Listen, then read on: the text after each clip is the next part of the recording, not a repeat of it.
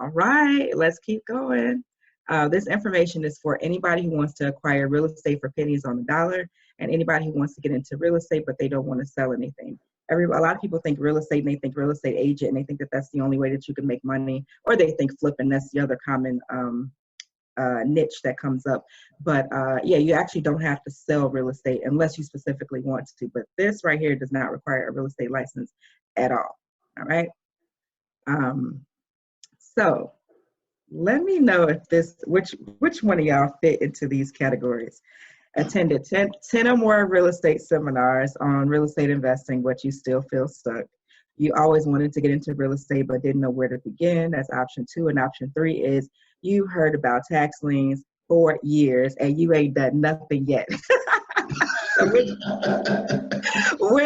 I'm guessing that most people are probably in category 3. I mean, shoot, I was in category 3 for a while, for a very long time. I'm just gonna keep it real. And that's in spite of me having a real estate license and being in the industry. The misconception is that once you get your license that you're gonna learn about all these different things in real estate. And I hate to be the one to break it to you guys, but you don't learn about none of that stuff in real estate school. I've said this so many times before, but I'll say it again for those of you who are brand new to me. Getting your real estate license, once you obtain that license, you actually don't even know how to write a contract once you get your license. That's something you have to be taught separately, which makes no logical sense, but that's just what it is. So you don't even know how to run comps, like you just don't know a whole lot about real estate, even though everybody thinks that you do. So that's kind of the catch-22 with that. What we're going to talk about today, I don't know why this is going so fast. What we're going to talk about today is why tax lien investing is superior to other niches within the industry, the do's and don'ts of tax lien investing to make sure that you are successful from the beginning and that you don't go buying a strip of grass like this one guy did. Was it earlier this year? He paid $9,000. He paid $9,000 for it's like a 9-foot long strip of grass, 9 foot long and 1 foot wide. And of course, he was trying to, get his money back, and he was upset. And I don't think that they gave him his money back. I personally wouldn't give him his money back, but that's another story. I'm also going to give you the recommended states for beginners as well. So I'm not going to spend a whole lot of time here. We in real estate, you could be a house flipper, wholesaler, you can own rental properties, multifamilies, commercial properties. Preservation is what my other area of expertise. I only do 2 things, and I only coach on 2 things just because I just like to stick with what I know. I mean, I could do a lot of things that I know a little bit about, but I don't think that that's a good a fair service to the people that pay me to work with me. Because I mean, knowing a little bit about a lot of things is dangerous if you're actually trying to coach other people, because when they get into a spot of difficulty, you ain't gonna know what to do. So I try to avoid that at all costs. Just imagine for a minute that your rental properties are bringing you a steady, I just put in $5,000 per month. But the point with this is that there is no mortgage. So if you do this the right way and you start buying these tax lien properties, which I really, really hope that you do, you won't have a mortgage. Or you're in a position to lease your property to friends and family members that are otherwise not able to find housing. We all have people in our family like that. Or maybe I just have them, I don't know. But I know that it seems to be pretty common. And just imagine you're able to take a vacation and still have monthly cash flow. So the thing about the tax lien properties is that, again, once you get it, there's no mortgage. And if the goal is to not just go one time, but your goal, like once you get this bug, you'll be at, as many sales as you can possibly attend, especially since some of these sales, more and more of them are moving online. So you don't even have to travel anywhere to bid on properties. You could be at home behind your computer screen, running your real estate empire. Of course, you don't buy completely blind, like don't just buy online just because you got to do some work ahead of time, but the actual bidding, you guys, can take place online. So my background, I will go through a little bit of stuff right here. I have an accounting degree, which I haven't used since I got laid off in 2007. I am a full-time real estate entrepreneur. This is all I do, period. I don't do nothing else. I get these inboxes all the time from folks like, hey, do you keep your options open, extra income? And it'd be like $1,000 a month. I'm like, no, I don't have any options. I don't have any time in my schedule for $1,000 a month. And that sounds so bad to say. But I mean, maybe a few years back, yeah, but I don't believe in being a jack of all trades. Like, I don't believe in trying to do a whole bunch of things with the goal of thinking that you're going to make a whole bunch of money, because I find that the reverse is actually true. So again, full-time entrepreneur. I own Platinum Realty and Preservation, Inc. That's based out of Illinois. I just set up a series LLC for Texas, and these are the names of those companies. I have one for preservation, one for tax lien investing, one for my real estate consulting. Then Raindrop Holdings is the master LLC. So I'm super proud about that because, I mean, this shit costs money. Like, it's been in the works for a while. And I finally, you know, just got everything done along with a whole bunch of other stuff that was long overdue. I'm just sharing that with you all right now because if you're, you know, in this entrepreneur grind and you don't feel like you're making the progress that you should, and I'm sure Gerald will attest to this as well, sometimes it takes a while to get there. Like, you have these ideas and you know what you need to do, you know how things should be. But I mean, just the series LLC was $3,700, I think, for all the costs, attorney's fees, the agreements. Like, it gets pricey. So I'm also the creator of Women, Wealth, and Real Estate. I was just named to the Forbes Real Estate Council, so I'm really happy about that. Yeah, I'm super excited about that. It took them long enough, right? In the last 6 years, we've grossed 1.7 million in revenue, mainly from preservation, tax lien investing as well. I personally have done 7 tax lien properties for less than $5K. That's not including attorney's fees. Somebody type that in the comments. No attorney's fees included. But aside from what I've done, it's more important that I've helped other people acquire properties as well. So we're close to 100 properties in the last 2 or 3 years. I'm going to show you those properties as well in just a second. So, tax lien investing tips. I want everyone to walk away with the understanding that what we talk about today, it will be very specific to certain states. So you can't take it and apply it to every single state. There is no one size fits all. I'll have people sometimes jump on my YouTube comments and be like, oh, this is not how this works. This is bad information, blah, blah, blah. So you know what I do? I go get my screenshots and I go get my, you know, I document everything, and I have so many, you know, testimonials and endorsements and reviews over the years. So I just start shooting that in the comments. Like, okay, watch this, read this, check this out here. Because again, it is very, very different. What works in Texas won't apply in a place like, for example, I don't know, Illinois. And then sometimes even when states are right next to each other, like Illinois and Indiana, totally different process. So just keep that in mind. There's a difference between a lien and a deed. Buying the lien doesn't make you the owner. Because somebody, and I'm gonna probably have to say this a few more times as well, buying the lien just gives you an interest in the property, which you can then convert to ownership at a later time after redemption has passed. Buying the lien doesn't mean you can go knock on anybody's door and be like, oh, I just bought your taxes, or oh, do you intend to move, or oh, we're going to evict you. Like, all of that stuff is against the law. And then not only is it against the law, but I would consider it to be a health hazard, because nobody want nobody knocking on their door talking about you bought their taxes. And, you know, they still have a redemption time frame. The redemption time frame is the time that they have to come up with all the money that they owe and redeem the property. That's what that means. And if you're buying a tax lien, then there is a redemption. It's just a question of how long it is. The shortest redemption that I'm aware of is 120 days. That's in Indiana. We'll talk about that in a second. Longest redemption times that I know of, Florida, if you're buying a condo, can be very lengthy, and Alabama is over 3 years. So it can be a very, very long time. And what I tell people, because I talk to people who live in Alabama, they say, I want to buy in Alabama, that's where I live. I said, well, I understand that, but unless you have money that you don't need for 3 years or more, then that's probably not going to be the best state for you to start with. So again, no authority to do anything with this property. You should figure out your ideal exit strategy like today. So one of the things that I want you to walk away from here today, like I like to give specific actionable items, figure out your exit strategy. Are you a landlord? Are you a property flipper? Are you a wholesaler? Like, you got to know that up front. And again, the redemption period, you definitely have to know that up front. We talk about that in just a second. And your duties during the redemption period. So the duties actually vary depending upon the type of property that you buy and where you buy it at. If you buy a traditional tax lien property in a place like, let's say, Illinois, if you buy a tax lien property there's nothing for you to do during redemption but just wait. And then a lot of people suggest that you pay the current property tax bills as they come due. So you don't have to do it, but it's good practice. And if the property is not redeemed, you're going to have to do that regardless. Okay, so you don't have to worry about back taxes from years ago, but any bill that comes after you have won the tax lien, the bid, you should pay those, okay?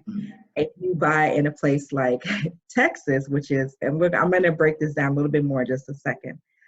If you buy in a place like Texas, Texas is what's called a redeemable deed state. So Texas sells deeds. Deeds mean you are the owner, okay?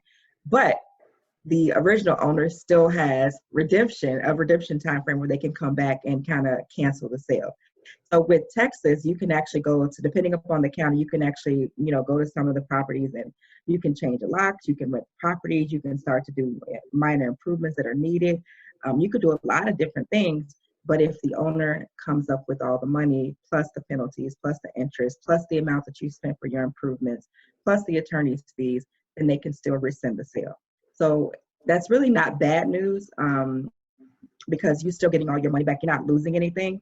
But that's just how the process works there. All right. Moving on. And this is where I wanted to kind of take a minute to pause at. So lien sales, redeemable deed, and then non-redeemable deed. So lien sales, again, straight tax lien certificate, Indiana, Illinois, are the two examples that I have here. Redeemable deed means that, yes, you buy the deed, but the owner can still come back and say, hey, I have all the money now, and they cancel the sale.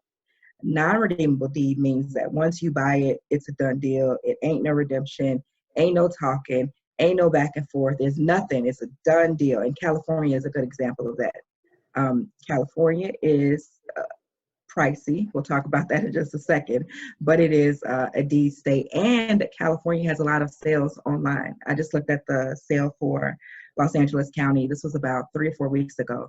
And California, I mean, you can still find deals because tax lien investing is a great way to find properties below market value. But we are still talking about California, which is like another planet. So yes, there are deals, but they still require like 6 figures to get started.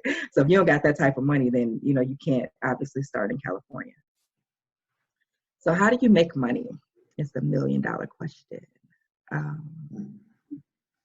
So obviously this is a kind of a mini breakdown of the process. You go to a tax lien auction, and again, these can be live or they can be online. And obviously you're going to win a bid. You should have your attorney. You should hire an attorney rather once you receive the certificate. So most of the sales that you'll attend, you'll pay for the winning bid. And again, when you win a bid, the money is due generally, let's just say the same day by close of business. In Texas, however, actually in Tarrant County, I'm going to this sale August the 6th. They give you 1 hour. And if you don't pay them within 1 hour, then they put the property back up in the auction, and then they bar you from future sales, and you are fined 25% of the amount that you were supposed to pay. So if your winning bid was $10,000 and you just like, oh, I don't have $10,000 or I changed my mind, they're like, cool, you could change your mind. Run us that $2,500 as a penalty for basically wasting our time. Okay.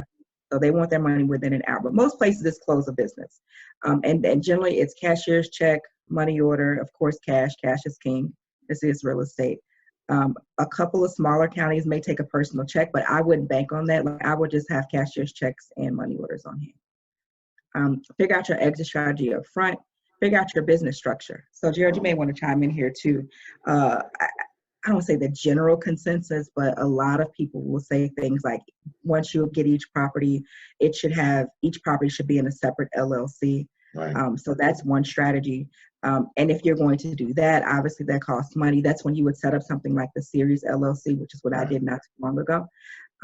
But I want you guys I don't want you to spend time I don't want you to lose time trying to get every little detail ironed out up front, because you can always transfer the property into your LLC after you're the owner. So there's always that back door. What were you going to say, Gerald?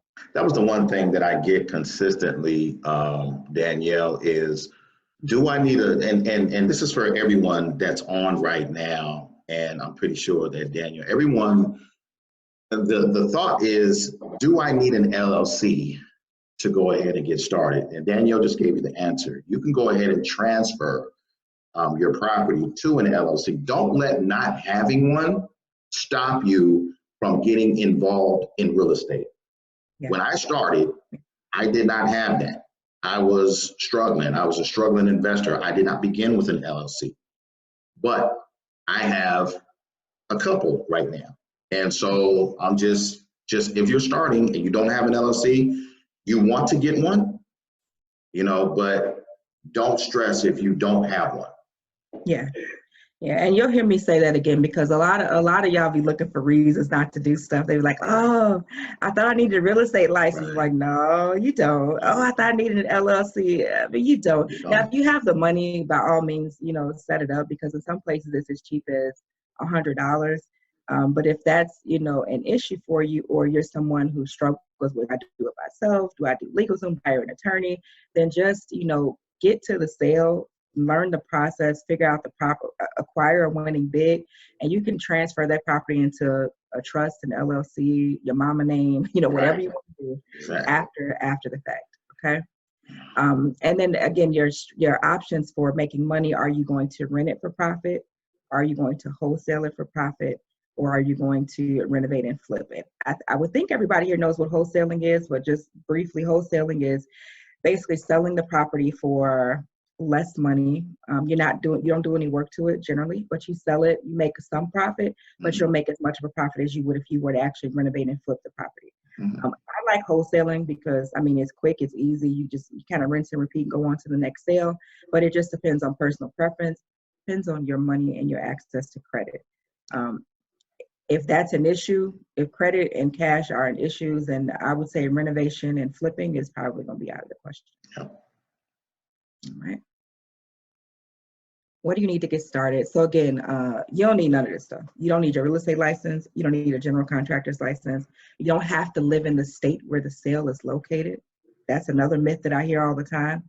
I actually talked to a guy one time and he was like, "Oh, I want to do this. My uncle told me I have to live in the state. And he won't really give me any information." Like, well, either your uncle is lying to you purposely or he really doesn't know. But he says that he's this big time investor. I'm like, I know he knows you don't have to live in the state. Like there are actually people from out of the country investing in tax lien sales. So how dare you be a resident of the United States and you have people from China that becoming more and more common, parts of certain countries in Africa. There's a guy I know who comes in, drives down from Canada. He goes to the sale in Indiana. So how dare you have these people outside of the country investing and you are not doing it? Like, how are we doing that? Right?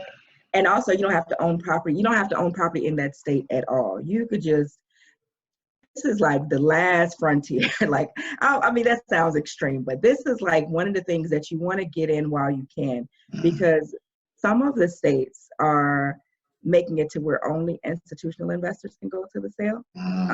One of the states that comes to mind, I think it's New York. I'm gonna get to it in just a second. It's one of the counties in New York where right now only institutions can bid on these properties. There's another place where they only sell blocks of properties. So if you don't have money to buy a whole block, then that's not that common just yet, but it may be. And just from what history has taught us, typically when we start to get in on things in a larger and larger fashion, the rules often change. Just, keeping it real. That's what happens sometimes. So if you want to do it, like, this will be a great time for you to get started. So my method, when I tell everybody, I go to extra mile, execute regardless. What do I mean by that? I mean that if you're going to set a date to buy your first tax lien certificate and you want to go to a sale, then go to the sale. Like, stop letting things like, my so-and-so got sick, or so-and-so passed away, or I ran out of money, or I have all these issues, because those issues ain't never going to go nowhere. Like, it's always going to be something. I have people that I've worked with for the past 2 years and I stay on them. Okay, it's been 2 years now. Like, what you gonna do? Like, you pay for this training, you know what to do, you got everything together. Like, when are you going to get in the game? And then for a lot of them, they're saying that this year is gonna be the year. But you have to make it happen regardless, because life is always going to be there.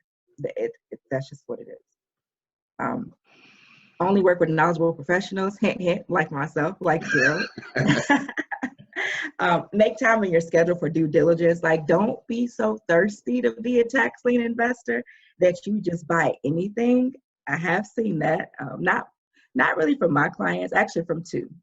I got two out of a few hundred that just, just messed up in that regard. And what happened with them, those two, is that they won tax lien bids and they didn't do anything else. They didn't get an attorney. They did nothing. And so when you do that, you basically you lose your money. It's not an automatic process to go from lien to deed. It actually is quite a few steps involved, which the attorney will do on your behalf. So if you just do nothing, you've just basically taken that money that you paid and flushed it down the toilet. All right, so I'm going to go through some of these success stories because we are moving at a pretty good clip. And I know it's a whole bunch of questions in there, right, Gerald? Yeah, well, we got 2 Q&As, 2 in chat, so. Oh, that's not bad. Okay. So Ava, she got 2 winning bids, $4,000 and $5,000. A client named India got her first winning bid for $1,300. Steffi got 3 for $1,300, $1,700, and $1,100. Wow. Ty got a brick 2 unit for $3,900. I helped about 20 or 25 folks back last year acquire. Everyone got a $500 winning bid. So that is a real thing, that you pay $500. What's not a real thing is that it's in move-in condition. And I'm saying that because I think most people know this, or should know it, I should say, but you're not going to find your dream house for $500. And for all the money that you need, there's attorney's fees. Somebody type this in the comments, wherever, between $800 to $1,200 per property is kind of the average. And that's, again, it's per property. So it's not as, I had somebody tell me, well, why can't I just pay one fee if I win 5 bids? I'm like, I don't know. I mean, that's kind of a relevant question. Like, they want their money. Like, they're going to be doing 5 times the work. So why do you want them to just get paid once for it? You know, the process is quite convoluted. And so, I mean, there's just briefly what the attorney does. They're responsible for doing the title search. They're responsible for finding out every person who has an interest in the property and notifying them about the sale. They schedule all the court dates. They attend the court dates on your behalf. You don't ever have to go to a court date unless you just want to go. I've never been to a court date yet. And I've gotten deeds to multiple tax lien properties by this point. I've never shown up in court. But they do all those tedious steps to make it to where you can just sit back and wait. Now, you don't have to have an attorney, but if you don't have one, then that means you're relying exclusively on yourself. And for me, I don't want to learn tax lien law. Like, it's way too much going on. And I want to be able to point to someone and say, hey, you know, you messed this up, or you didn't do X, Y, and Z, and have like a buffer, so to speak, so that you're not relying exclusively on yourself and your YouTube research, because your YouTube research and Google research is cool, but like right now for Indiana, I'll do a random search on Indiana, and I'll say, you know, what's the redemption period for Indiana? And all the websites I see will have like a year, and very few websites, if any, will mention the March sale and the May sale, which has a 120-day redemption. That's not out there. Wow. So Google and YouTube is cool up to a certain point, but it is not everything. All right. And then my reviews on Facebook, there's about 90 or 91 just on the Facebook page, which is under my name, Danielle Pierce. So I'm going to show you some of these receipts, because I'm big on receipts. I'm going to show you some testimonials, give you an opportunity to work with me if that's something that you want to do. I'll answer questions, and then we're going to be wrapping up shortly. But these are 2 vacant lots I got for a total of $332. This was in LaPorte County, Indiana. This was in 2016. And then I got these 4 properties here. The total was $3,000, but the registration fee was $500 for this particular sale. While we're talking on this subject, registration fees. Some places have them, some don't. It just really depends. Most places will give you the list of properties for free, or you can find it online. Some places charge for the list of properties.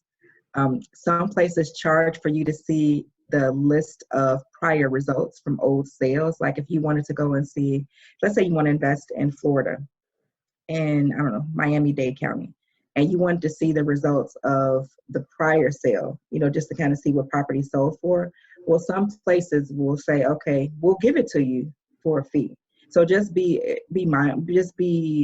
expectant of that is a possibility. Okay. This is the property I got last year, also in Indiana, for $1,078. So the September sale for Indiana is the 1 year's redemption. The other ones are 120 days.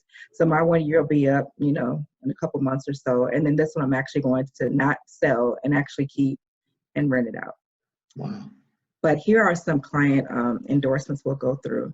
So this is Leo. He's basically saying that he got a property that was redeemed. So people that I work with, I do have a Facebook group for all the tax lien investors around the country, and they do live around the country. And he's basically saying not really a moment of, I don't want to say a negative aspect, but just sometimes properties are redeemed. I mean, that's just what it is. So he's saying it's a little bit bittersweet. I wanted the property, but it's nice to get this money back, which I can definitely appreciate that. And he said he got his money back in just a couple of weeks. So my point with showing you this is to let you know that if you follow the instructions, you'll get your money back. Meaning that you buy the certificate, you hire an attorney, the attorney sends out the proper notices. If all of those steps happen and the property is redeemed, you'll get your money back. Where you stop getting your money back is when you do things like not sending out the proper notices, not letting the city know that county know that you've hired an attorney. And then once the property is redeemed, they got to be able to track what you've paid. And if you haven't shown them that, that's when you start to lose your money. Okay. These are two separate clients. One got 9 tax lien properties. She didn't put the price. I forgot what it was that she said. Oh, she said $7,000. Okay, sorry. $7,000 for 9 tax lien properties. Tashina, she actually lives she's from Philly, and she won 7 for $3,500. Her partner won 8 for $4,000. Wow. And so they got all $500 winning bids. But let me explain to you the beauty behind these $500 winning bids.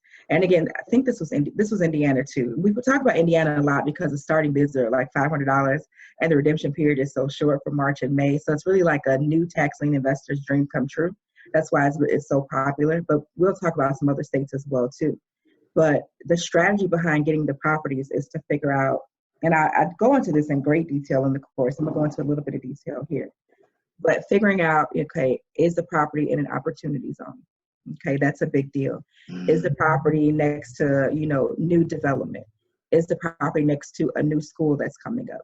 Is the property next to a university, or a university that's, being renovated?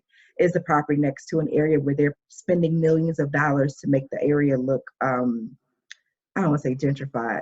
They're spending millions of dollars to make the area look new and improved. That's the word that I'm looking for. So for example, Chicago, in Inglewood, from Chicago, you can still get properties in Inglewood for like $10,000, $15,000, $20,000. Granted, Inglewood is like the hood, but in a lot of parts still, but in the other part of Inglewood, there's like a new police station. They're spending, I think, $30 million for a new high school. There's a Starbucks. There's a Whole Foods. So all the signs are there. Like everything is right there. Right. And the problem that I see with us is that we like to pretend like gentrification is this overnight process that bam, it just happened out of nowhere. And that's really not the case. Like I think we talked about this before. They've been doing this stuff. It's been in the works for years. Yeah. You can actually, in the course, I show you how to go to certain websites to look at the minutes of the local council meetings, and you can see all the plans. Like you can literally see what's being built, how much money is being spent, what are the areas of focus for this particular, city. A lot of it is out there if you know where to go find it. Patricia, this is another client. She won a bid for $6,000. Property was redeemed, so she got back the $6,000 plus 10%, which is $600, plus the attorney's fees of $850. So she got all her money back. So so this is like, an ideal scenario. And then this is Leo again. So I posted this here because he's basically saying if it wasn't for your program, I would have, I wouldn't be going through with this. But he's getting business credit to actually go and buy more tax lien properties. That's another strategy as well. I'm sure Jared has offered programs before on building business credit. But you can, obviously set up your business, establish business credit, get these lines of credit or credit cards or whatever. You can't use the credit card at the sale, but you can get a cash advance and go buy the properties that way. It's a great thing to do, especially if you're someone who's strapped for cash right now, or you just want to do everything through your business. That's the way to do it. But the thing is, ladies and gentlemen, you have to start. So like, you can't be working on starting your business for all of 2019. Like, starting a business takes like, what, a week? You know what I mean? Like, it doesn't take that long. Yeah. And from there, it's because the seasoning and the history, the length that you've had it open matters too, depending upon where you go for business credit. But you have to establish it. Like, that's the first step. So there's that. This is a duplex for $4,000. It was occupied with tenants. While we're on this subject, let's talk about what happens if the property is occupied, because that's another popular question too.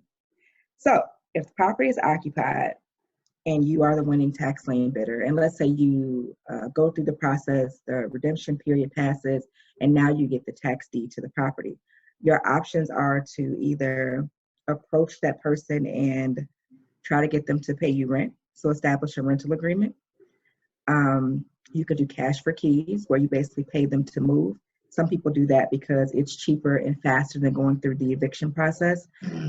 Eviction varies depending upon the state. If you live up north, like, in Chicago, eviction, is a very long and very tenant-friendly process. And don't let it get cold. Like, they'll put a ban on all evictions until like the weather gets above freezing. So that's a very real thing. So you got folks living in a house that you're the owner of now, and they ain't going nowhere. So as opposed to dealing with that, you could do cash for keys, where you'll say, okay, I'll give you, $2,500, to move out. Don't break nothing. Don't tear up the place. Get all your stuff out, and I'll give you this check once you give me the keys and I inspect the property. That's another option. And then the last option, of course, is eviction. That's kind of one of the dark sides that people don't like to talk about with regard to tax lien investing, because sometimes you do find yourself in that situation. Thankfully, I have not as of yet. All the properties so far have been, they've been vacant. So that's been a good thing. But eviction sometimes has to happen. And typically, the saddest part about the eviction, to be honest, is that generally you will end up evicting the former owners of the property. Because if it's a tenant there, the tenant's used to paying rent. So the tenant will, because they're used to paying rent, they don't have that history and attachment to the property as a former owner would. Now, if you approach the actual former owner and try to get them to pay you rent, that conversation probably won't go so well, because they're gonna be like, this is my house. Especially, that's just how they're gonna talk to you, regardless of what paperwork you have. They're gonna say, this is my house, so I'm not paying you rent. So those are typically the ones that you will end up having to evict, which again, last case, that's the last case resort. Ideally, I think cash for keys will be better, but again, you gotta be prepared for that as well, okay? What else? This property on the right, this was a duplex this winning bid was $1,500. No, $3,200. Sorry. And then I have another client, she got one for $1,500. So there's a wide range of money prices that you can pay. And again, the more you spend, the better quality property you have, the less work you'll have to do, the easier it is to sell, because it just flows that way. And I'm stressing that because some people say that they have the $500, they win the bid. Like, how fast can I get my money back? Like, how fast could I, turn this $500 into $15,000? I'm like, I don't know about all of that. Like, I don't know about $515,000. I do know that if, let's say you only have a little bit of money right now, I would recommend still buying or bidding and buying a property. And then from there, I recommend maintaining the exterior, keeping the grass cut, making sure that the shrubs aren't overgrown, making sure that the property is secured. And you can take your time with the renovation. And the beautiful thing about that is that you're not on, anybody else's timeline. So if you borrow money for, let's say you do a 203K loan, which is where they give you the money for the renovation and the property. Well, Bank of America, Chase, Wells Fargo, they give you a timeline. And they reimburse you for work that you've already paid to get done, and then they give you money. And you have to have things done by certain dates. And if you don't, then you have to answer to them, because they are, in fact, the owners of the property. I get so much flack from people when I say that. They be like, oh, you hating. This is bad advice. I had one girl call me what did she call me? I think she called me an agent for white supremacy, if I'm not mistaken. Like people be going, yeah, like people, yeah, this was YouTube. You know, YouTube is very, very interesting. All because I just stated that if you have a loan with the bank, that they're actually the owner of the property and you're not. That's all I said. And that's just the reality of it. So a lot of people don't like to hear that. But if you buy these properties this way and you become the owner, you don't have to worry about that. Like you can literally take your time with the renovation. The only exception to this, what I'm saying right now, is for, let's say you buy a property through the land bank. So I'm not going to talk about that today. That's actually in the course. We'll talk about that, towards the end. But land bank properties can also be brought below market. There's no waiting or redemption or anything like that, but they do give you a timeline to renovate the property. So that's why some people are kind of, not the biggest fans of land bank properties. I love it. I think it's a great idea. And a lot of times those programs you see where they say, we'll sell you the property for $1, that it's that same stipulation. Like they'll say, okay, we're going to, or $100 or $1,000, but I've seen as short as 6 months. I think the longest I've seen that they'll give you to renovate, I think it was a year. And for some people, especially if you're brand new to flipping, brand new to investing, or you just short on money, that ain't enough time. So there's that only stipulation.